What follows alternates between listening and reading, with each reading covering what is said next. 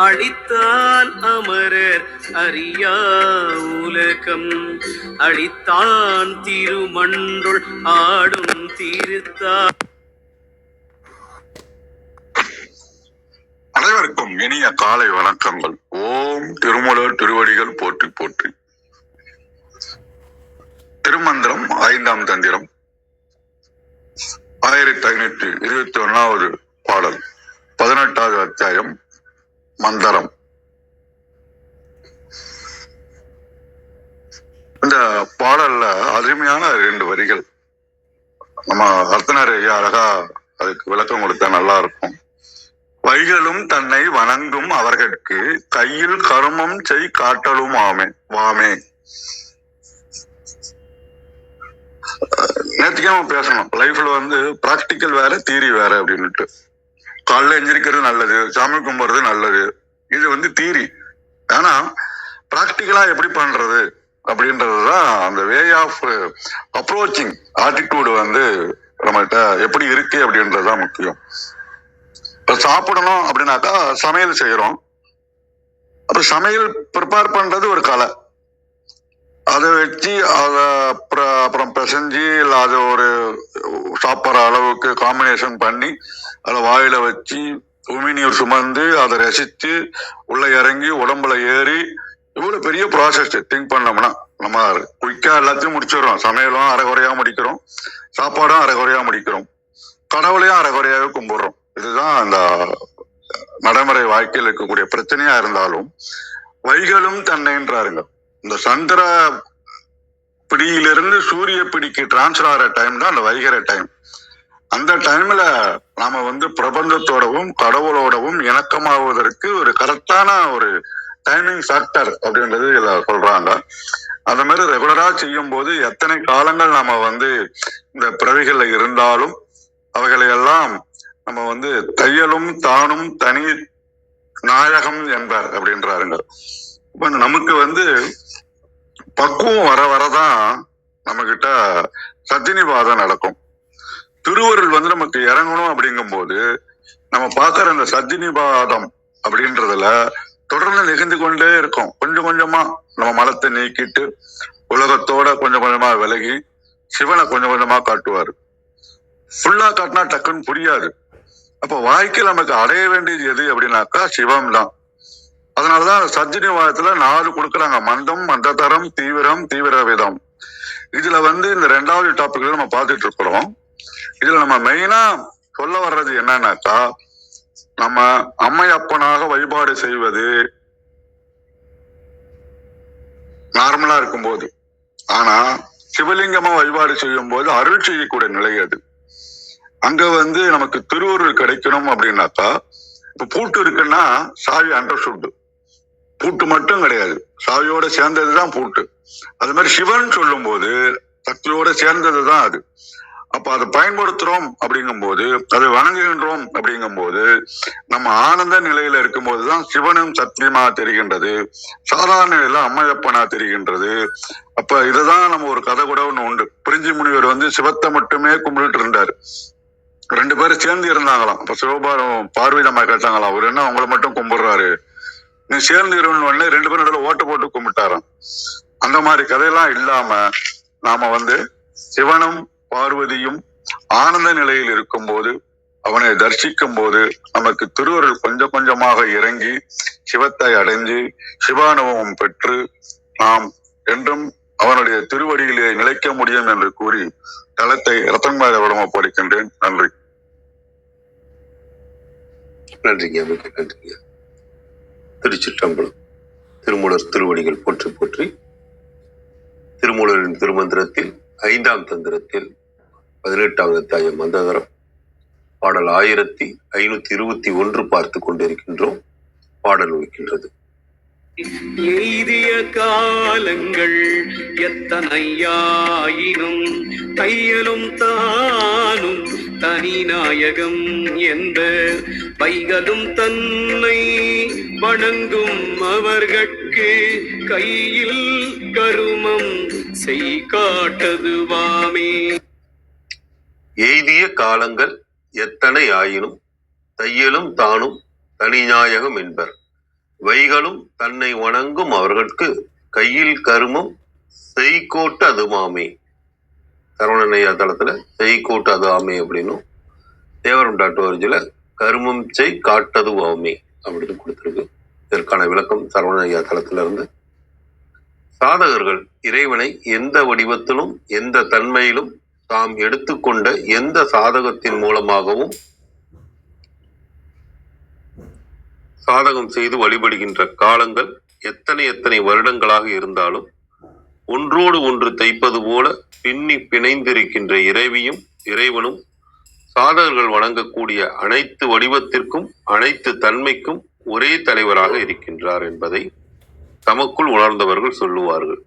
ஆகவே தினந்தோறும் சூரிய உதயத்திற்கு முன்பே எழுந்து எந்த வடிவத்திலும் எந்த தன்மையிலும் இறைவனை வணங்குகின்ற சாதகர்களுக்கு அவர்களின் கைகளினால் சாதகங்கள் செய்த வழிபாட்டிற்கு அவர்களின் கையில் இருக்கின்ற ரேகைகள் போலவே உடனுக்குடன் பலன்களை தருபவனாக இறைவன் இருக்கின்றான் அப்படின்னு சரவணனையா தளத்துல கொடுத்தது. இன்னொரு பிரதி நம்ம தேவரம் .org இருக்கிறதையும் பார்த்தோம்.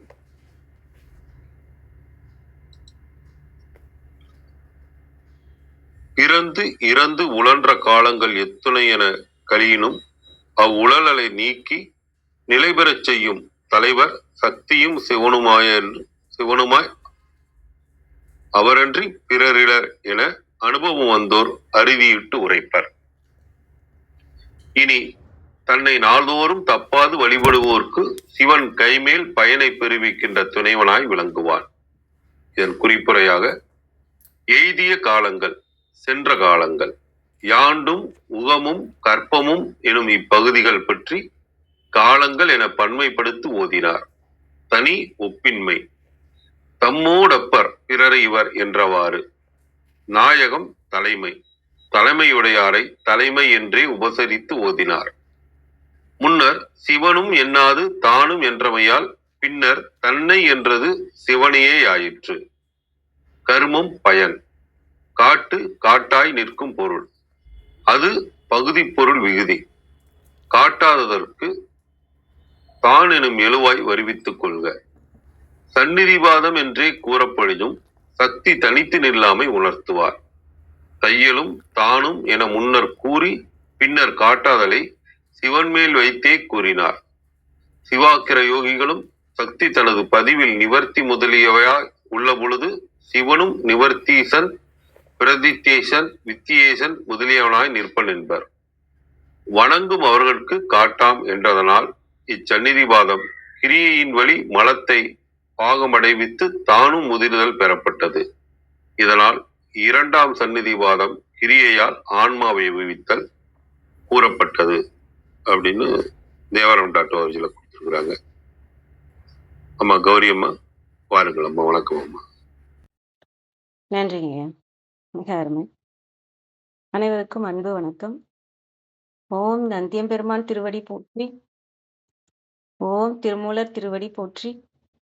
ஓம் நம சிவாய். திருமந்திரம் 1521. எய்திய காலங்கள் எத்தனை ஆயினும் தையலும் தானும் தனிநாயகம் என்பர். வைகளும் தன்னை வணங்கும் அவர்கட்கு கையில் கருமம் செய் காட்டாது ஆமே. Translation: Eons may pass, but they say, the Lord and His concert are one absolute. They stand as proof for those worshipping Him every day. எய்திய காலங்கள் எத்தனை ஆயினும், நமக்கு கிடைத்திருக்கிற காலங்கள், நம்ம இங்கே பிறவியா பிறக்கிற இந்த பூலோகத்தில் எத்தனை காலங்கள் ஆயினும் இங்கே ஒப்பற்ற தலைவன் தலைவியுமாக இருக்கிறவங்க தையலும் தானுங்கிறது இறைவன். நான் என்கிறது எப்போ போகுமோ அப்போதான் தானுங்கிறது நமக்குள்ள தெரிய வரும். அந்த தானாக இருக்கிற சிவமும் சக்தியும் ஒப்பற்ற இறைவன் ஆவார்கள்.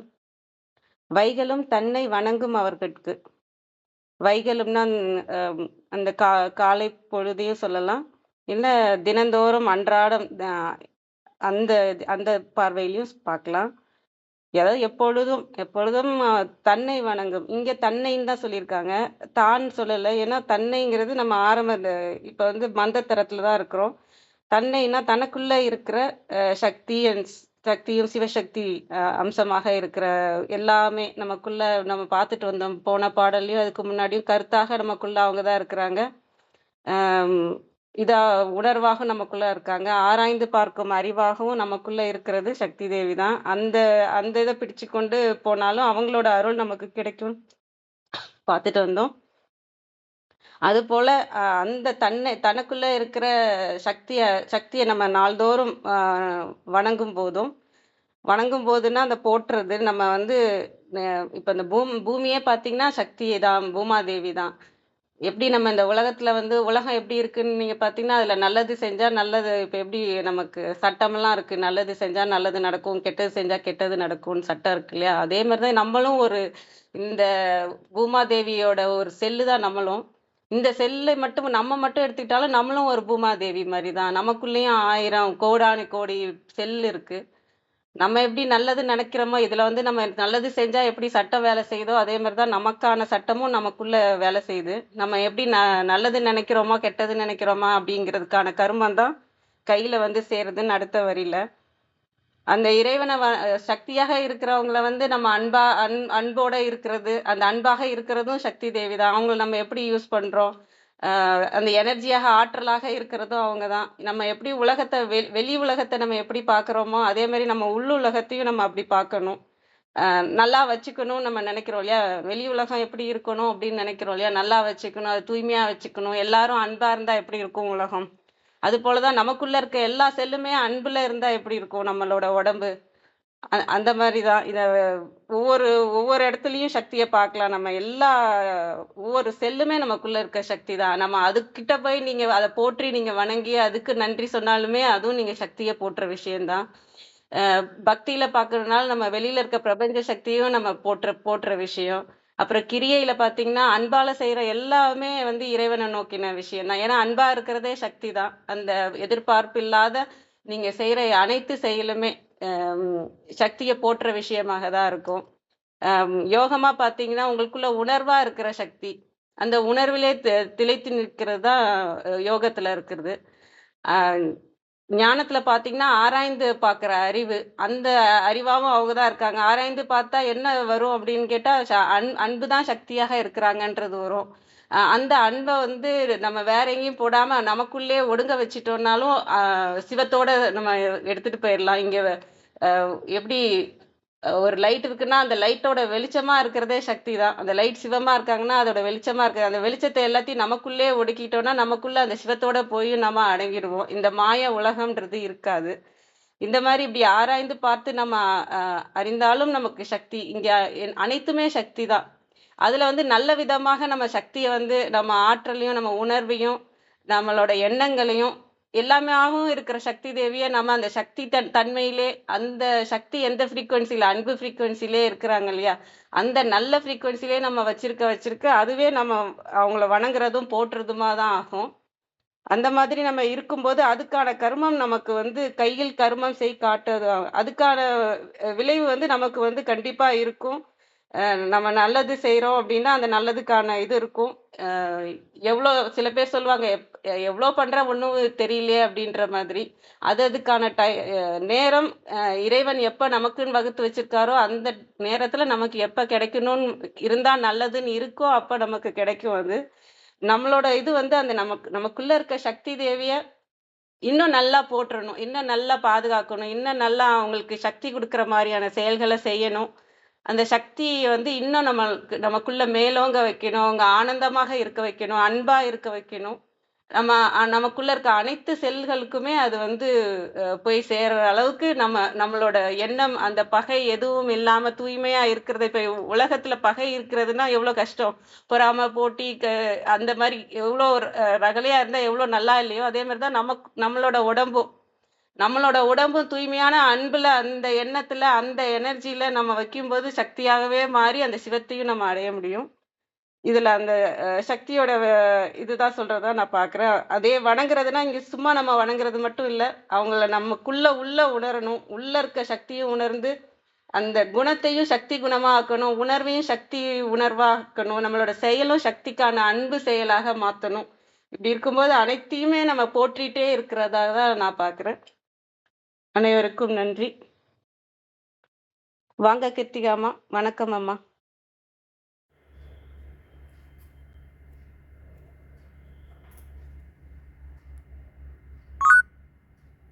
வணக்கம்.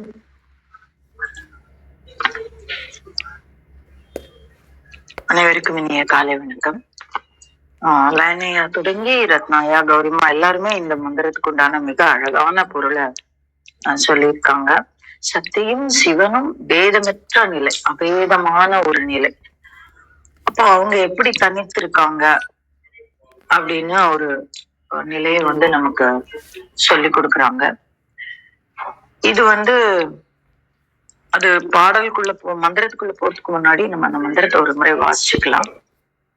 எய்திய காலங்கள் எத்தனையாயினும் தையலும் தானும் தனி நாயகம் என்பர், வைகளும் தன்னை வணங்கும் அவர்களுக்கு கையிற் கருமம் செய்ய காட்டதுவாமே அப்படின்னு சொல்றாங்க. அப்போ நம்ம என்ன சொல்றோம் அப்படின்னாக்கா, எய்திய காலங்கள் எத்தனையாயினும் அப்படின்னு சொல்றாரு. அப்போ அது என்ன எய்திய காலங்கள் எத்தனையாயினும்? நம்ம நிறைய முன்னாடி உரை பகிர்ந்த அனைவருமே சொன்னாங்க. இப்போ நம்மளும் பார்க்கலாம். என்ன அப்படின்னா, பிறந்து இறந்து பிறந்து இறந்து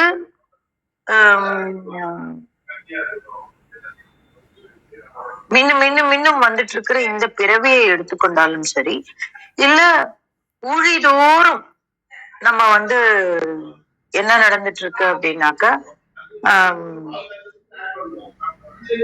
உலகம் பிறந்து பிறந்து வழிந்து மீண்டும் பிறந்து மீண்டும் இந்த உயிர்கள் தோற்றுவிக்கப்பட்டு வந்துகிட்டேதான் இருக்கு. ஆனாலும் என்ன அப்படின்னாக்க, அப்போ எல்லா உயிரும் அழிந்து விடுகிறது. இந்த ஊழியில் என்ன நடக்குது அப்படின்னாக்க, எல்லா உயிரும் நம்ம சின்ன லெவல்ல எடுத்துக்கிட்டோம்னாக்க, இந்த உயிர் அழியுது, இந்த உடல் அழியுது, இந்த உடல் அழியுது, பின்ன உயிர் அழியுது, உயிர் இல்லாம போகுது, மீண்டும் பிறக்குது. இது ரொம்ப குட்டியான லெவல். மரம் செடி கொடி எடுத்தா அதேதான். ஆனா அதேதான் பிரம்மாண்ட லெவல்ல நம்ம பார்க்கிறோம். இந்த மொத்த உலகமும் அழிகிறது. இந்த உயிர் அழியும் போது, இந்த உடல் அழியும் போது எதுவும் எஞ்சாது. அது மண்ணுக்கு போய் புழுவா மாறினாலும் மாறும், இல்ல தீயில போட்டுட்டு அத சாம்பலா எடுத்தாலும் எடுத்துரும். ஏதோ ஒண்ணுதான் எஞ்சுது. எது எரியப்படுகிறதோ, எது புதைக்கப்படுகிறதோ அது எஞ்சுறது இல்ல, அது உருமாறிதான் கிடைக்குது. ஆனா தையலும் தானும் தனிநாயகம், அவங்க ரெண்டு பேர் மாத்திரம் என்னைக்குமே மாறாத ஒரு நிலையில இருக்காங்க. அப்படின்னா என்ன அர்த்தம் அப்படின்னாக்க, இது அவங்களுடைய உருமாற்றம் மாறுறதே கிடையாது. அவங்க எந்த உருமாற்றமும் இல்லாது அவர்கள் தனித்து இருக்கிறார்கள். இந்த ஊழிக்கும் அவங்களுக்கும் சம்மந்தம் இல்லை, நிகழ்த்துறவங்க அவங்கதான். ஆனா அந்த ரெண்டுக்கும் சம்பந்தம் கிடையாது. அவங்களுக்கும் அதுக்கும் சம்பந்தம் கிடையாது. அவங்க அதுல இருந்து தனிச்சு நிக்கிறாங்க. இப்போ ஒரு எடுத்துக்காட்டுக்கு சொல்லணும்னா எப்படி சொல்லலாம், குழவி இருக்கு, ஆட்டுக்கல் இருக்கு, அதுல உள்ள போடுற அந்த அரிசியும் உளுந்தையும் அதை அரைச்சிடுது, அந்த அரிசிய மாவை அரைச்சிடுது.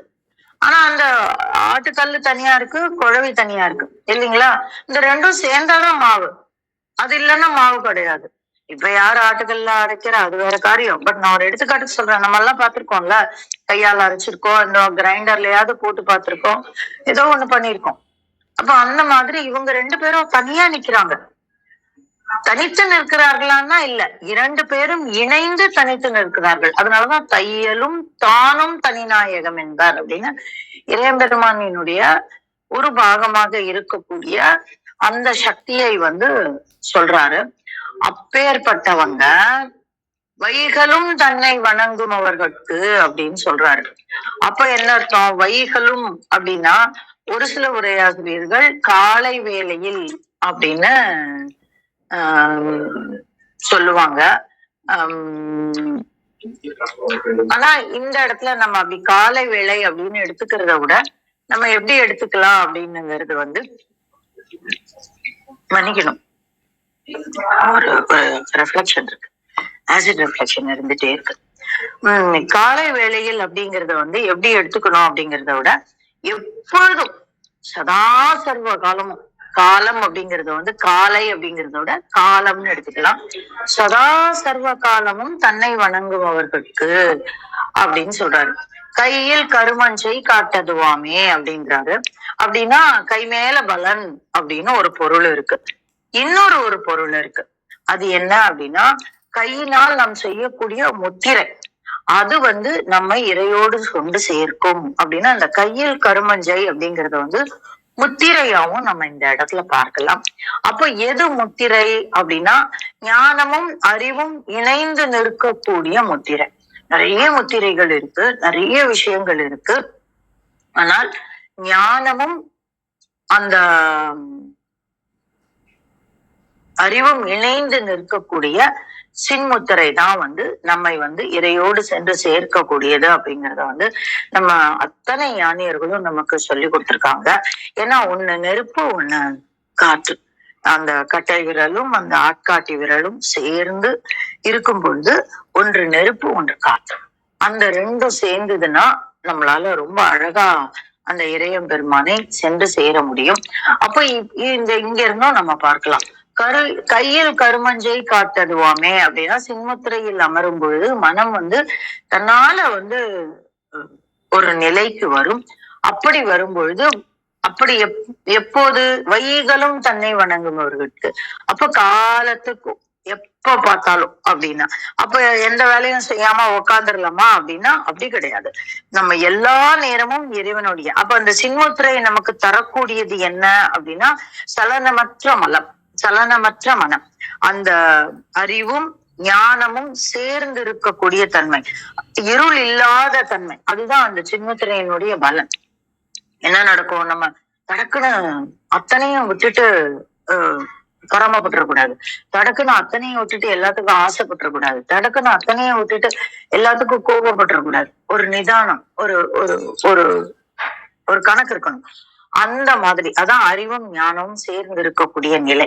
அப்போ ஒரே புத்திமயமாவும் இருந்துடக்கூடாது, சதா சர்வ காலமும் கால்குலேஷன்லயும் இருக்கக்கூடாது. அப்ப என்ன பண்ணணும், ஒரு பேலன்ஸ்டு. இந்த சுழுமுனை அப்படிங்கிறது பேலன்ஸ்டான ஒரு விஷயம். நம்ம வந்து நெற்றிக்கண் அப்படின்னு சொல்றோம். என்ன சிவபெருமானுக்கு எப்படி நெற்றிக்கண் போட்டுப்பாங்க, இந்த நடுவுல இந்த புருவ மத்தியில ஒரு கண்ணு வரைஞ்சிருப்பாங்க. அப்படியா கண்ணு இருக்கா அப்படின்னு கேட்டா யாரு பார்த்தாங்க, அந்த மாதிரி போய் பார்த்தாங்களா? இல்ல, அந்த இடத்தில் அதாவது நடு நிலையாக நெற்றல், அதுதான் சுழுமுனை, அதுதான் நெற்றிக்கண். அப்போ அந்த இடக்கண் வலக்கண்கிறது பேதம் உள்ளது, இடப்பக்கம் வலப்பக்கம்ங்கிற பேதம் இருக்கிறது. அபேதமற்ற அந்த நெற்றிக்கண் அப்படிங்கிறது இரண்டிற்கும் நடுவில் நிற்பது, பேலன்ஸ்டு. அதுதான் அந்த சின்முத்திரை கொண்டான பலன். அப்ப அதுல வந்து தன்னை வணங்குபவர்களுக்கு என்ன சொல்றான், எழுதிய காலங்கள் எத்தனை ஆயினும் தையலும் தானும் தனிநாயகம் என்பார் அப்படின்னு சொல்லி எல்லா இடத்துலயும் வந்து நம்ம வந்து அந்த இறைய பெருமானோடு ஒடுங்கி உள்ளே ஒடுங்க முடியும் அப்படிங்கறதுதான் பொருள். இல்ல இன்னொரு பொருளாவும் நம்ம பார்க்கலாம். எத்தனை பிறவி வந்து நீ தையல் ஓம் சிவமும் தனியாக இருக்கக்கூடியவர்கள், இவங்க வேற அவங்க வேற அப்படின்னு நீ வந்து பேதம் பார்த்துட்டே இருந்தா நீ மீண்டும் மீண்டும் வந்துட்டேதான் இருக்கணும், இரண்டையும் சேர்த்து பார்க்க வேண்டும் அப்படிங்கிற ஒரு உண்மையையும் இந்த இடத்துல சொல்றதா நம்ம புரிஞ்சுக்கலாம். மொத்தத்துல ஒரே ஒரு பொருள் தான், இருவரும் ஒன்று. அந்த இருவரை நாம் நடுநிலையில் நின்று வணங்கும் பொழுது என்ன நடக்கும் அப்படின்னாக்க அந்த இறையம் பெருமானோடு நம்மால் ஒன்றி இருக்க முடியும் அப்படிங்கறதா அந்த செய்தி. அதற்கு சின்முத்திரை நமக்கு உதவும். அந்த நடுநாயகமாக நிற்பது எங்கனம் என்றால் சின்முத்திரையின் மூலம் நிறைவேற்றிக் கொள்ளலாம் அப்படின்னு ஒரு முத்திரைக்குண்டான ஒரு விஷயத்தை இந்த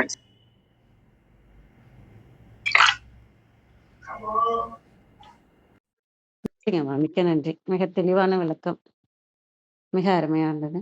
நன்றி. பிரணவனையா வாங்கய்யா. ஆத்மனையா இருக்காங்க. அவங்கள்ட்ட கேள்வி கேட்டு வந்துடலாமாங்கய்யா? விந்தியாமா இருக்காங்க. சரிங்க. விந்தியம்மா இருக்காங்க, ஆத்மன், சத்யநாராயணன் சார் இருக்காரு. சரி. இவங்க எல்லாம் சொன்ன பிறகு பார்க்கலாம் கௌரி. சரிங்கய்யா. வாங்க விந்தியாம்மா. வணக்கம் அம்மா. அனைவருக்கும் வணக்கம். ஓம் சிவசக்தி போற்றி, ஓம் திருமூலரே போற்றி. 1521வது திருமந்திரம்.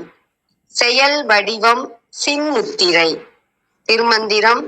எய்திய காலங்கள் எத்தனை ஆயினும் தையலும் தானும் தனி நாயகம் என்பர்.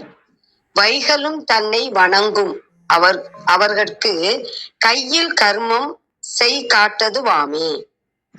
எய்திய காலங்கள் ஓடி மறைகின்ற காலங்கள் எத்தனையோ மாறி மாறி உருண்டோடி மறைந்தாலும் அழியாது நிலைத்து இருக்கின்ற ஒப்பற்ற ஒரு பரம்பொருள் சிவனும் சக்தியுமே என்பது உண்மை.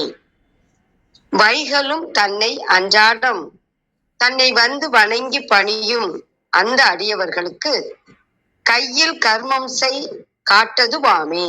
அப்பரம்பொருள் அந்த அடியவர்களுக்கு அவர்கள் செய்யத்தக்க தொண்டு எது என்பதை தன் சின்முத்திரை குறிப்பால் எடுத்து காட்டும்.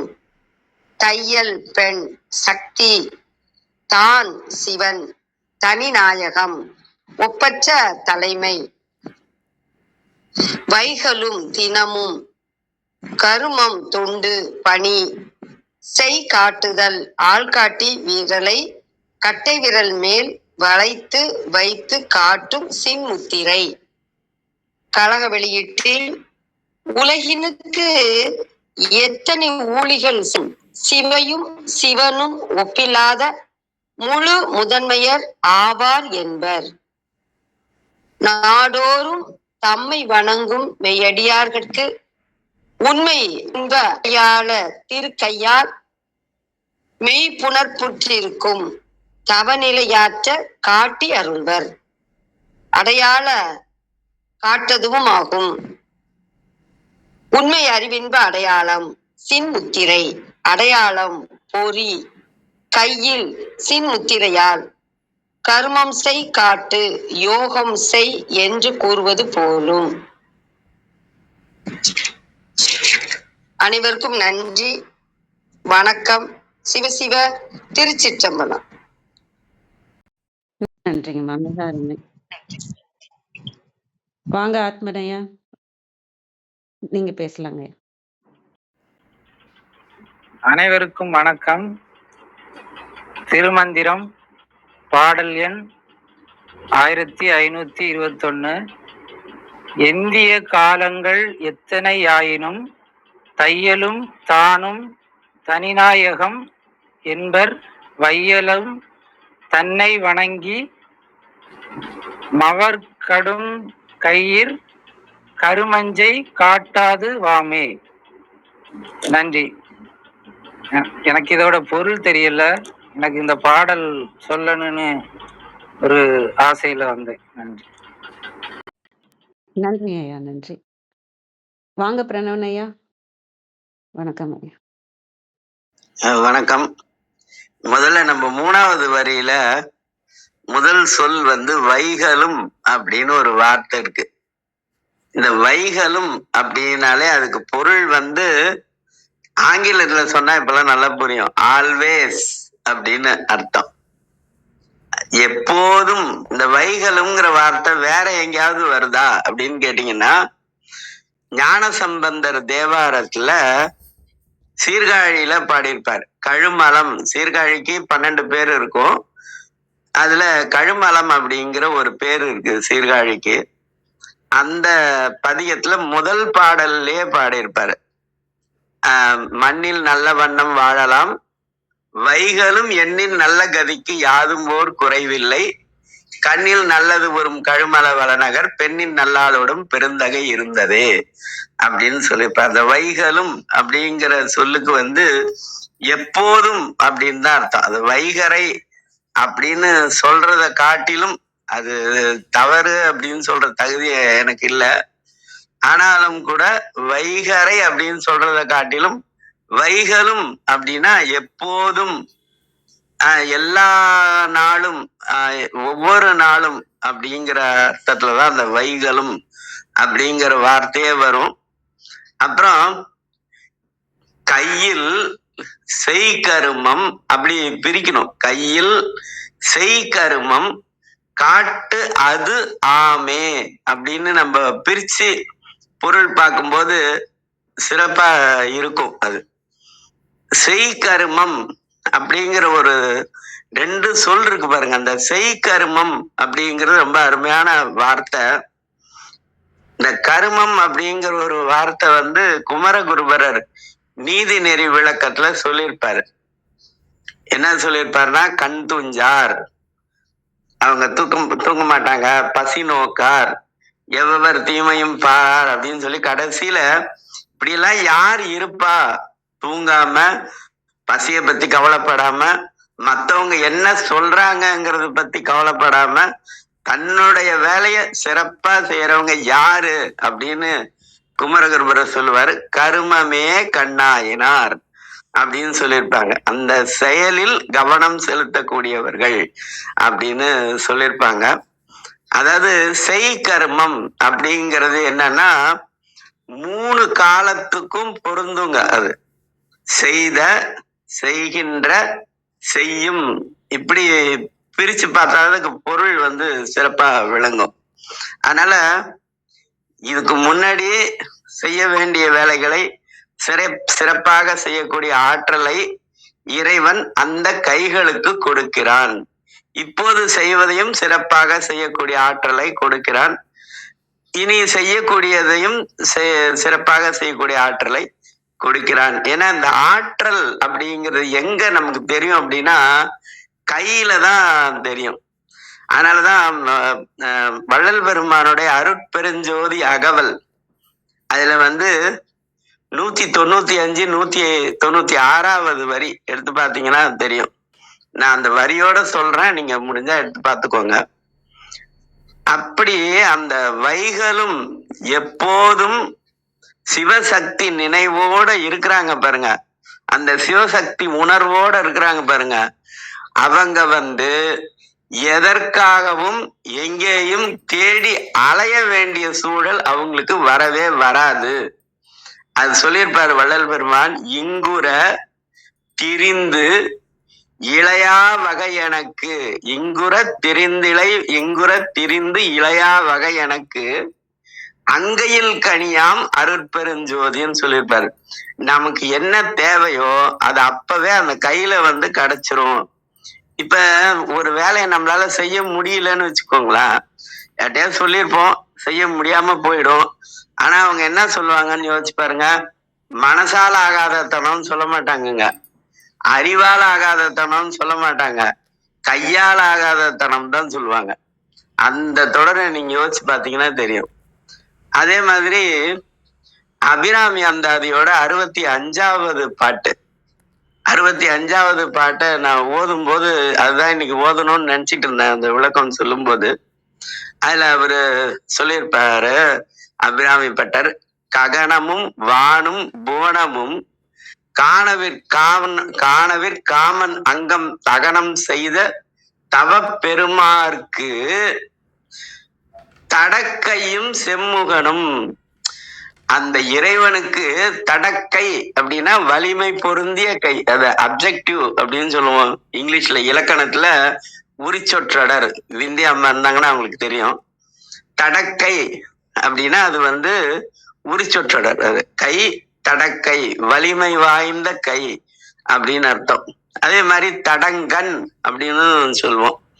அது மாதிரி அந்த கைக்கு தான் வலிமையே. எல்லாருமே பெரும்பாலும் என்ன பண்றாங்கன்னா, காத்தால ஏஞ்ச உடனே கண்ணாடியை பாக்குறாங்க. ஆனா அப்படி பார்க்க கூடாது. காத்தால ஏஞ்ச உடனே உள்ளங்கைய பார்க்கணுமா. அப்படி உள்ளங்கைய பாக்குறது வந்து சிறப்பான வலிமையை தரும் அப்படின்னு சொல்லியிருப்பாங்க. அதுதான் வந்து கையில் செய்கருமம் காட்டதுவாமே. அது நமக்கு வந்து அந்த வலிமையை அது நமக்கு காட்டிக்கொண்டே இருக்கும் அப்படிங்கிற அர்த்தங்க. ராத்திரியில டார்ச் லைட் எடுத்துட்டு போகும்போது டார்ச் அடிப்போம். எவ்வளவு தூரத்துக்கு தெரியுதோ அவ்வளவு தூரத்துக்கு நம்ம நடந்து போவோம். அப்ப டார்ச் தானே வழிகாட்டுது. அப்ப வழிகாட்டுறது எது அப்படின்னா ஒளி தான். அது மாதிரி அந்த இறைவன் நமக்கு செய்யக்கூடிய ஆற்றலை நமக்கு கையிலேயே காட்டுவான் அப்படிங்கிற ஒரு அர்த்தம். கண்ணாலதான் பார்ப்போம். ஆனா டார்ச் எங்க இருக்கும் யோசிச்சு பாருங்க, கையில தான் இருக்கும். அதனாலதான் கை ரொம்ப முக்கியமானது. இப்ப நாங்கெல்லாம் பார்வையற்றவர்கள்லாம் படிக்கும்போது அந்த பிரெயில் எழுத்தை கையால தான் தொட்டு படிப்போம். அதனால நாங்க கூட அடிக்கடி சொல்லுவோம் விரல் விழியர் அப்படின்னு சொல்லிக்குவோம். அது மாதிரி ஒரு விஷயம் இருக்கும். அதனால கை தான் எப்பவுமே ரொம்ப முக்கியமானது. அந்த ஆற்றலை இறைவன் கைக்கு அளிப்பான் அப்படிங்கிறது தான். அதுதான் இந்த பாட்டுக்கான விளக்கம். நம்ம 65வது பாடல் அபிராமி அந்தாதியில ககனமும் வானமும் புவனமும் ககனமும் வானமும் புவனமும் காணவிற்காமன் அங்கம் தகன முன் செய்த தவ பெருமார்க்கு ககனமும் வானமும் புவனமும் காணவிற்காமனங்கம் தகன முன் செய்த தவ பெருமார்க்கு தடக்கையும் செம்முகனும் முன்னான்கு இருமூன்று 12 கண் 6 முகம். அது முன்னான்கு இருமூன்று மூதறிவின் மகனும் உண்டாயதன்றோ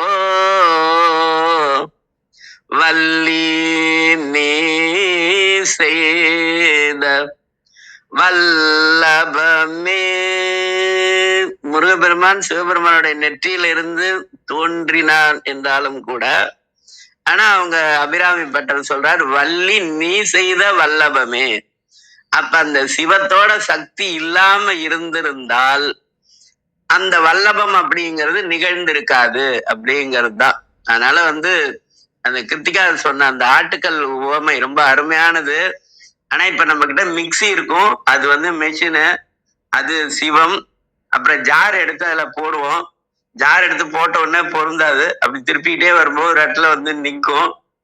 அதுதான் அருள்.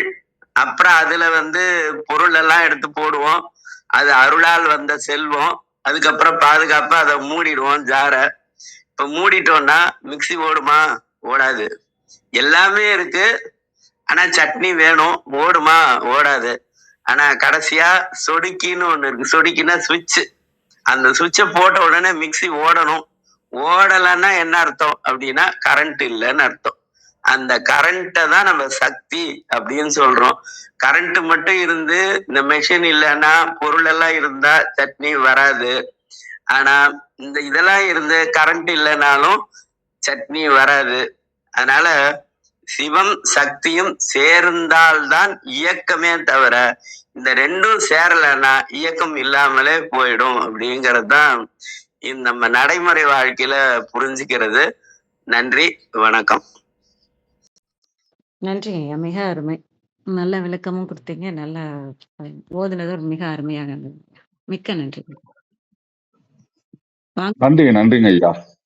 ஒரு நிமிஷம். ஆத்மா ஐயா, உங்க நம்பர் கொடுங்க, இல்லைன்னா மேல லிங்க் கொடுத்துருக்கேன் பாருங்க. அதுல நீங்க ஜாயின் பண்ணிட்டீங்கன்னா டெய்லி ஒரு பாடல் நாங்க அதுல போடுவோம். நீங்க படிப்பதற்கும் சிந்திப்பதற்கும் பொருள் உணர்வதற்கும் நீங்களும் உங்களுடைய கருத்தை பரிமாறிக்கொள்வதற்கும் ரொம்ப பயனுள்ளதா இருக்கும்னு நினைக்கிறேன். மிக்க நன்றி. கண்டிப்பா நான் ஜாயின் பண்ணிக்கிறேன். நன்றி. நிறைவு செஞ்சுக்கலாம் ரத்னகுமார் ஐயா. நன்றிங்க ஐயா. நன்றி. நிறைவு செய்வது யான் பெற்ற இன்பம் பெருகை வையகம் வான் பற்றி நின்ற மறைபொருள் சொல்லிடு நின்று காலை எழுந்து கருத்தறிந்து ஒதிரி ஞான தலைவனை நன்னுவர் என்று கூறிய திருமூலரின் கூற்றுக்கேற்ப வந்திருந்து கருத்துக்களை கூறிய சான்றோர்களுக்கும் செவி கொடுத்து சிறப்பித்த மெய்யன்பர்களுக்கும் மிக்க நன்றி. தளம் நிறைவடைகிறது. மீண்டும் நாளை காலை 6:30 மணிக்கு கேள்வி நாளும் ஆன்ம சுவாச நிகழ்வில் சந்திப்போம். 5, 4, 3, 2, 1.